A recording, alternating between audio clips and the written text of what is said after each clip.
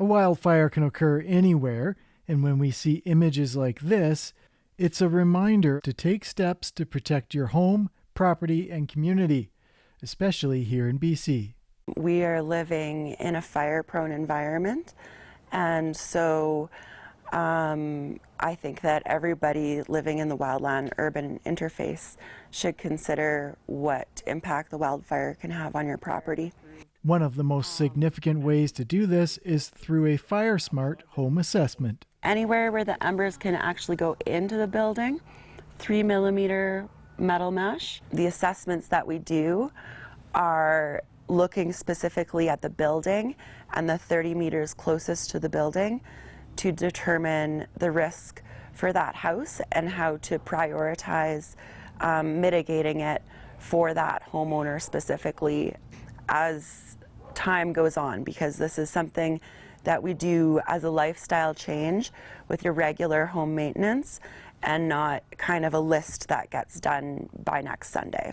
The assessments are free of charge and typically take 1 to 2 hours as you tour the outside of the house. Looking specifically at the roof and then moving down to the building materials in the windows, siding, deck, and then moving out to the different zones that FireSmart has designated for priority mitigations.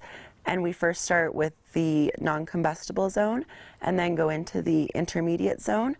And finally, we look at the extended zone. And this is all within 30 meters of the residence. The results can be quite eye-opening and sometimes even a bit surprising. I've had lots of people tell me that they weren't expecting that, or that they had never noticed that, or kind of say, oh yeah, now that you put it that way, I can see how that's a hazard and that makes sense.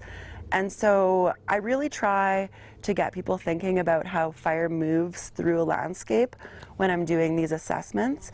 And that's part of the reason why I like to have the homeowner there. Steps like this can protect your property not just from a moving fire, but from dangerous embers which can travel great distances and ignite new fires. We lose 80% of the properties that we lose from ember transfer. And so there is a misconception that if the fire itself comes into contact with your property, then you're in trouble.